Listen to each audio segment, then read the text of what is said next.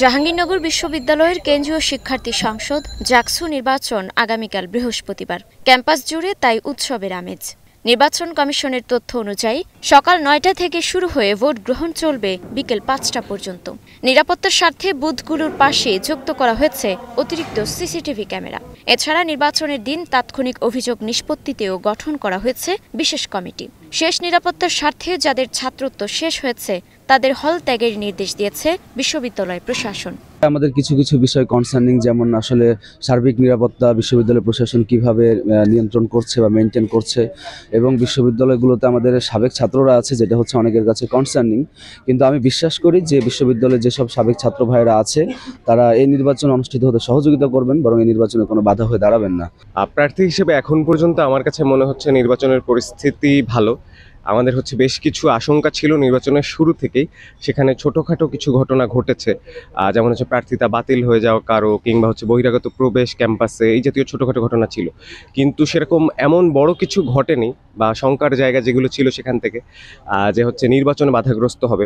আমরা বিশ্ববিদ্যালয়ের কাছে একটা কনসার্ন জানাতে এসেছি যে দীর্ঘ একটা সময় স্বৈরাচারী আমলের যে নির্বাচনী কালচার, নির্বাচনের ভোট কারচুপি কিংবা ভোট ম্যানিপুলেশনের কালচার, সেটা থেকে আরও বেশি স্বচ্ছতা নিশ্চিত করার জন্য পোলিং এজেন্ট, বিশ্ববিদ্যালয়ের প্রার্থীদের থেকে পোলিং এজেন্ট যেন নিযুক্ত করার অনুমতি দেওয়া হয়, সে জায়গায় আমরা আজকে একটা কনসার্ন জানিয়েছি, বিশ্ববিদ্যালয় প্রশাসনকে আহ্বান জানিয়েছি এই জায়গায় যেন বিবেচনা করা হয়। ২১টি ভোট কেন্দ্রে ভোট দেবেন প্রায় ১২,০০০ শিক্ষার্থী। নিয়োগ করা হয়েছে ৬৭ জন পোলিং অফিসার সহ ২১ জন রিটার্নিং কর্মকর্তা। ভোটারের ৪৮.৮% ছাত্রী। সুষ্ঠু ভোটিং ব্যবস্থা নিশ্চিত করতে ২১ জন অধ্যাপকের সমন্বয়ে গঠন করা হয়েছে মনিটরিং টিম। স্ট্রাইকিং ফোর্স হিসেবে সেনাবাহিনীর পাশাপাশি থাকবে পুলিশ, র্যাব ও আনসার সদস্য।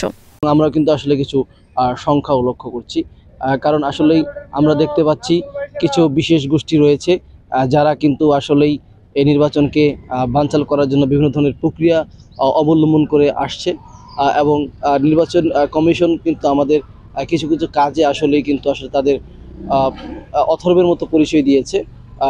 যারা নির্বাচনী আচরণবিধি ভঙ্গ করেছে তাদের বিরুদ্ধে কোনো ব্যবস্থা গ্রহণ করেননি। ডোপ টেস্টটি আসলে যেই সময় দিয়েছে, এই সময়টি আসলে একটি বিতর্কিত সময় দিয়েছে।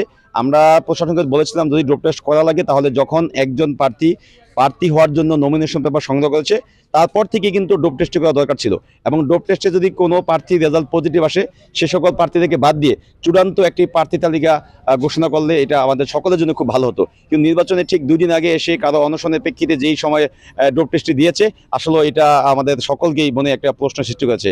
কেন্দ্রীয় সংসদে ২৫ পদে লড়ছেন ১৭৭ জন। হল সংসদে প্রতিদ্বন্দ্বিতা করছেন ৪৪৫ জন। কেন্দ্রীয় সংসদে ভিপি পদে ৯ ও জিএস পদে লড়ছেন ৮ জন।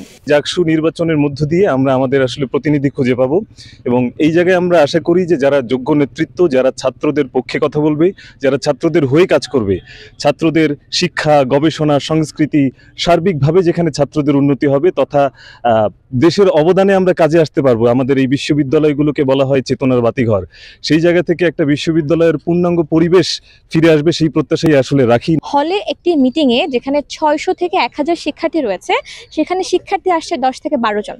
তার মানে গ্যাপটি আসলে কোথায়? কেন শিক্ষার্থীরা, স্পেশালি নারী শিক্ষার্থীরা এই ধরনের নির্বাচনমূলক অংশগ্রহণগুলোতে নিজেদেরকে কানেক্ট করতে পারছে না?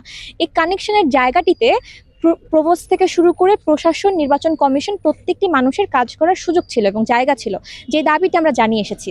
কিন্তু আমরা দেখেছি তার পরবর্তী সময়ে এই বিষয়ে নারীদেরকে নিয়ে খুব বেশি কাজ প্রভোস্ট থেকে শুরু করে, নির্বাচন কমিশন থেকে শুরু করে, কিংবা রাজনৈতিক দল কেউই খুব বেশি করেনি, এবং যার ফলাফল হিসেবে আমরা দেখি যে 2টি হলে নির্বাচনই হবে না। আমরা দেখছি যে কিভাবে পদগুলো শূন্য যাচ্ছে, 6টি পদে আসলে নির্বাচনই হবে না। নির্বাচন কমিশন জানিয়েছে জাকসু নির্বাচনে বিভিন্ন হলে ২২৪টি বুথ বসানো হবে। ব্যালট পেপারে টিক চিহ্নের মাধ্যমে ভোট দিতে হবে। প্রতি ২০০ ব্যালট পেপারের জন্য একটি বক্স থাকবে। কেন্দ্রীয় সংসদ ও হল সংসদের ব্যালট বক্স আলাদা করে চিহ্নিত থাকবে। নির্বাচন সুষ্ঠুভাবে পরিচালনার জন্য ৬৭ জন পোলিং এজেন্ট এবং ৬৭ জন সহকারী অফিসার কেন্দ্রগুলোতে উপস্থিত থাকবেন, যারা সবাই বিশ্ববিদ্যালয়ের শিক্ষক। ওএমআর পদ্ধতিতে গণনা করা হবে ভোট। হল সংসদ নির্বাচনে বেগম সুফিয়া কামাল হল ও নওয়াব ফয়জুন্নেসা হলে সব প্রার্থী বিনা প্রতিদ্বন্দ্বিতায় জয়ী হয়েছেন। এই 2 হলে শুধু কেন্দ্রীয় সংসদ নির্বাচনের ভোট গ্রহণ হবে। বেগম সুফিয়া কামাল হলে 15 পদের 10টিতে বিনা প্রতিদ্বন্দ্বিতায় প্রার্থীরা জয়ী হয়েছেন। বাকি 5 পদ শূন্য রয়েছে। নওয়াব ফয়জুন্নেসা হলে 15টি পদের 6টিতে বিনা প্রতিদ্বন্দ্বিতায় জয়ী হয়েছেন প্রার্থীরা। বাকি 9টি পদ শূন্য রয়েছে। Desk report, star news.